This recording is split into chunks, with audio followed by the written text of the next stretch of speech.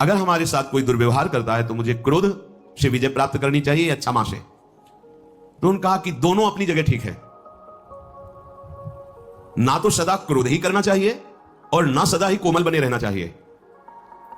विवेक पूर्वक देखना चाहिए कि इस समय आवश्यकता किसकी है, तेज धारण करने की या शांत होकर सहने की। जो इस विवेक को नहीं धारण करता है वो अपने सत्मार्ग को खो देता है। अब आपके गुरु निंदा कोई कर रहा है, इष्ट निंदा कर रहा है, धर्म विरुद्ध आपके साथ व्यवहार कर रहा है, एक बार क्षमा करने का अवसर है। पहली बार जिससे मिले हो और वो गलती कर रहा है तो उसे क्षमा कीजिए, एक बार क्षमा। सावधान, अब दोबारा शब्द नहीं, एक बार क्षमा।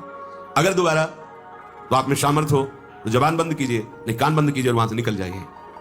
दंड देने की सामर्थ्य अपने लोगों में नहीं है, क्योंकि ईश्वर दंडधारी है, हम उनके दास हैं, वो देख लेंगे। अपने को हट जाना चाहिए।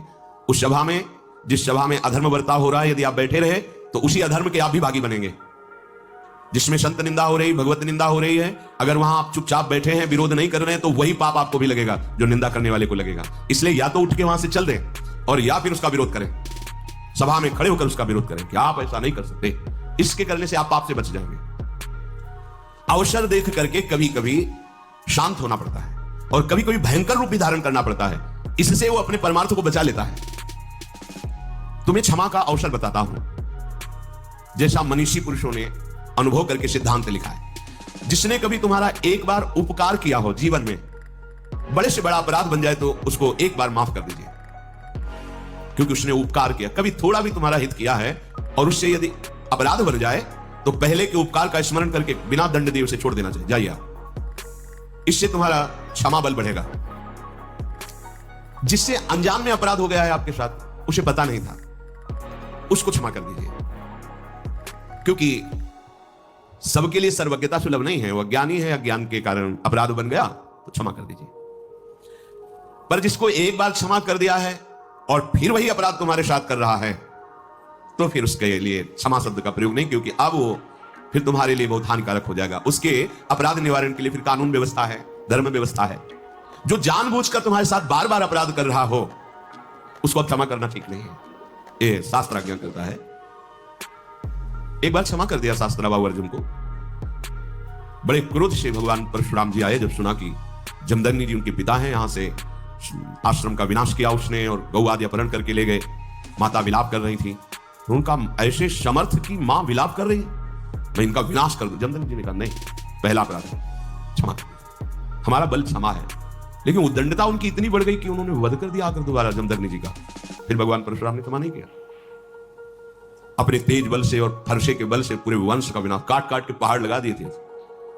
तो जो उद्दंड है, पाप पे पाप करता जा रहा है, उसके लिए क्षमा शब्द का प्रयोग नहीं है, उसके लिए दंड ही उसके लिए सही औषधि है। प्राणी कोई भी हो, यदि एक बार अपराध करे तो विचार पूर्वक क्षमा कर देना चाहिए। यदि जानबूझकर दोबारा अपराध करता है तो उसे, ये दूसरों के लिए नहीं अपने लिए भी लागू है। एक बार हमसे गलती हो गई तो प्रभु क्षमा कर देंगे। जानबूझकर गलती करो और सोचो कि भाई नाम या किसी से हम, तो उसको फिर नामापराध के अंतर्गत माना गया है और विशेष दंड का अपराधी। जैसे आपसे अभी तक गलती हो गई, पापाचरण हो गए, गंदे गंदे खाद्य और सब, आपने सत्संग सुना और अब लो नशानी अब ना नशे हो और भगवान की शरण में हो गए तो सब माफ हो गया, लेकिन अब नहीं होना चाहिए। अगर फिर होता है तो सब जुड़ जाएगा ब्याज सहित। जो दोबारा बार बार अपराध करता है, उस अपराध के लिए दंड देने से ही उसका सुधार होगा, क्षमा से नहीं। अच्छी तरह जांच पड़ताल कर ले और जब ये सिद्ध हो जाए कि ये अमुक बार बार अपराध कर रहा है, तो उसके क्षमा योग्य बर्ताव नहीं करना चाहिए, क्योंकि उसका सुधार हो जाएगा, उसके अपराध का दंड यदि उसे मिलेगा। कोमल स्वभाव और उग्र स्वभाव, ये दोनों होने चाहिए। अगर कोमल ही स्वभाव एकदम बनाए रखोगे तो फिर धर्म का भी पालन नहीं कर सकते। कई बार जैसे कहा है कि आपकी दृष्टि में पावर होना चाहिए। आप देख के मुस्कुरा दिए, आप ऐसे सरल ढंग से देख, कोई भी आपको बात करेगा, छेड़ेगा, परेशान करेगा। अंदर से भगवत चिंतन चल रहा है, सबके प्रति भगवत भाव है, लेकिन आपकी दृष्टि में, बचाइए अपनी दृष्टि को, तो आपकी दृष्टि में सामर्थ्य आ जाएगी। ऐसे आप जो देखते रहते हैं, आपकी दृष्टि शक्तिहीन होती रहती है। संत अपनी दृष्टि को, जितना आप अपनी नेत्रेंद्रिय को, फिर आप देखेंगे तो सामने वाले के अंदर जो अपराध वृत्ति भयभीत हो जाएगा। दृष्टि में बहुत तक सगर के जो 60,000 बड़ी मनमानी करके होते, किसी ने घोड़ा बांध दिया था कपिल आश्रम में, भगवान कपिल देव जी तो अपने ध्यान में बड़ी उद्दंडता शुरू कर दिया आश्रम में, तो केवल देखा ही था, भस्म हो गए। संकल्प नहीं किया था, ऐसा शास्त्र में लिखा है, उन्होंने संकल्प किया हो जाओ भस्म, ऐसा कुछ नहीं, केवल देखा ही था, भस्म हो गए। उन्हीं के उद्धार के लिए तो भागीरथी गंगा जी का प्रादुर्भाव भूतल पर हुआ। तो सदैव कोमल स्वभाव नहीं रखना चाहिए। प्राय हमने महापुरुषों में भी देखा है, कभी कोमल बरताव तो कभी उग्र स्वरूप। उससे क्या होता है कि उद्दंड मनों पर अपने आप शासन होता है। बहुत दयालु हैं, बहुत कृपालु हैं, बहुत करुणामय हैं, तो आप देखो तुम्हारे मन की दशा क्या है। कुछ नहीं, 2 मिनट तो देखते हैं ना। तो जब ये पता है कि अगर तो फिर हमें दंड मिलेगा, निष्कासित कर दिए जाएंगे, नाना प्रकार का क्लेश मिलेगा, तो मन भयभीत होकर सतमार्ग में चलता है। इसलिए भगवान का कभी शांत स्वरूप देखा जाता है, कभी उग्र स्वरूप देखा जाता है। इसलिए कभी गुरुजनों को भी देखा जाता है कि बहुत शांत है, तो कभी बहुत दंड विधान पर लागू कर दे, जब बाहर ताला लगा दे, बात नहीं करनी, नहीं अंदर प्रवेश निषेध, ऐसा। उससे मन को जो आपराधिक प्रवृत्ति में उत्साहित हो रहा था वो भय लगा और सतमार्ग में चल दिया। यद्यपि कोमलता बहुत ही साध्य विषय है, हृदय कोमल रखना चाहिए, पर हर समय बाहरी मृदुता ठीक नहीं है। जब बचाने के उद्देश्य जो काम वासना, तुमका सावधान कदम आगे नहीं। अब साधारण भाव नहीं तुम्हारा काम भाव हो गया है। अगर कदम बढ़ाया तो तुम भस्म हो जाओगे, पहले तुम्हें बता रहे, बढ़ाया तो भस्म हो गए। हम यही तो नहीं चाहते किसी का, लेकिन कोई हमारे धर्म पर प्रहार करे, कोई हमारी इज्जत पर प्रहार करे, कोई ऐसा, तो ऐसे भी काम नहीं चलता है। बराबर भगवान भी ऐसे नहीं रहे हैं, और ऋषियों की भी देख लीजिए, जहां हुआ तो फिर इसका भी प्रयोग किया है। कहीं तेज की जरूरत होती है, कहीं क्षमा की जरूरत होती है। हर समय क्षमा ही क्षमा नहीं, और हर समय तेज ही तेज नहीं। क्षमा भी बल है और तेज भी बल है, और वही बलवान है जो भजन बल से युक्त है। जितना तुम में नाम है, हाँ देखा है, नाम का प्रभाव देखा है, भजन का बल देखा है। इसलिए देश काल और परिस्थिति का विचार करके कि इस समय हमें तेज का प्रयोग करना है या मृदुता का प्रयोग करना है, दोनों। अब कोई हमारे गुरुजनों पर प्रहार कर रहा है, कोई आक्षेप कर रहा है, कोई गाली दे रहा है, हमारे भगवान है, नहीं भगवान नहीं हो। अब पुष्प से पूजा नहीं होगी तुम्हारी। जिनके लिए प्राण समर्पित, अगर एक भी शब्द, तो ये प्राण हम समर्पित कर सकते हैं, लेकिन एक भी शब्द नहीं सुन सकते। ये तेज भागवती को होगा। सर्वम खलमिदम ब्रह्म की सिद्धि किए हुए महापुरुष की बात करें, एक भैरव सिद्ध करने वाला कपाली तांत्रिक भगवान शंकराचार्य जी के पास आया और कहा, महाराज आपके लिए देह तो मिथ्या है, तो आप परम सत्य, तो आपकी गर्दन उतार ले जाए, हमारे सिद्ध काम में आएगी। आप जैसे ब्रह्म ऋषि की अगर परम पवित्र खोपड़ी से जो हम करेंगे तो भैरव सिद्ध हो जाएगा।